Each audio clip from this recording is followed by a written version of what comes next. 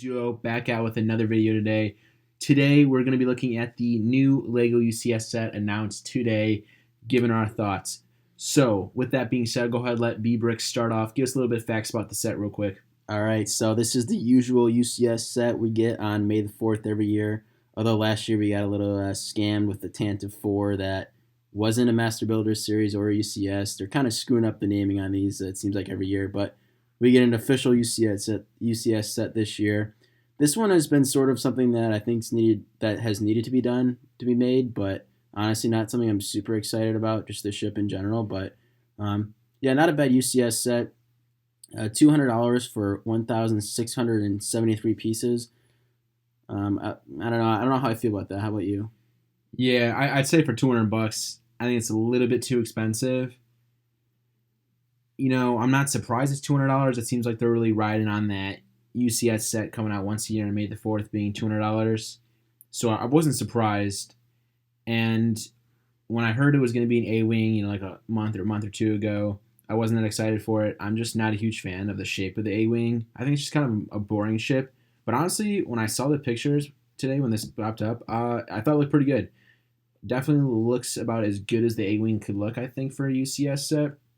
And all in all, it's an alright set. I think as far as picking it up, I'm not going to buy it right when it comes out. But it will be one of those sets that I look for just on a deal, probably like 20% off deal, get it for like $40, $50 off, then I'll for sure pick it up. Like we said earlier, we basically buy all the UCS sets, so this one will definitely be one we pick up.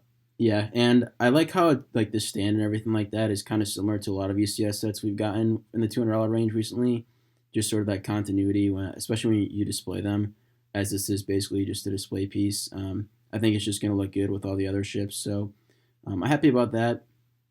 Also, I mean, we do get that one minifigure that goes with it.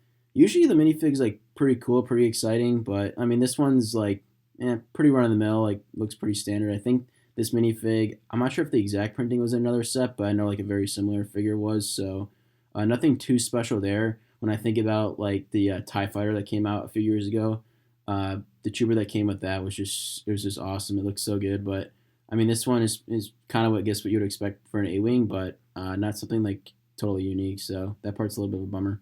You know what kind of bothers me about this set though is the fact that it still comes with stickers. Yeah, that's something they have to just get away from. I think, especially if they're gonna list these sets as 18 plus now. Like, if you're gonna have this like adult line, I mean, I just think in general, like people just don't really want to be placing stickers on models. I mean, think about any other type of model, adult model, they won't ever use stickers. It'll either be printed or they'll use like sort of that, what's it called, like the water. Water decals. Yeah, like water decals. Water slides, I don't think they should do that either. But I'm just saying, like in general, like if that's, I mean, I think they just need to print them, to be honest. Especially for this one. I mean, $200. It's not like a great value set. It's like at least they could give us some printed pieces. So I mean, that's just been a problem I think for a while. So I'm hoping they'll end up getting sort of that straightened out. I think for this UCS line, they're sort of rebranding a little bit to like almost just an adult line. So hopefully we'll see that in the future. And then I think one thing else we want to talk about was the box art. So I'll let you talk about that. Yeah, I would. It's a pretty cool looking box art. I like how it's black. I'm a big fan of the black boxes. It looks a lot like those new helmets coming out soon. The one thing, I just wish that it had a little bit more continuity with the past ones. I know the UCS Millennium Falcon, the Y-Wing, and even the Tantive 4 last year had that like black box look. They're all kind of similar. I really like that look. It's not like I don't like this one. I just kind of wish they were going with the same thing. But I'm all right with change. But honestly, box art isn't that big of a deal to me. I think it's pretty good though. Yeah, I mean, if this is the box art they're gonna go with, I just hope we see the same box art for at least a couple years. I think because we've just seen a lot of change in that recently. I sort of just want a little bit more of a staple, I would say, in the UCS line of sort of what to expect with the box art. And I think just the collector part of me just sort of wants that. But yeah, not a huge deal breaker at all. So yeah, really looking forward to this set. I mean, looks great. I think the designer did a great job. That's sort of my sort of closing thoughts. And I'll switch it over to K-Bricks here to give his closing thoughts.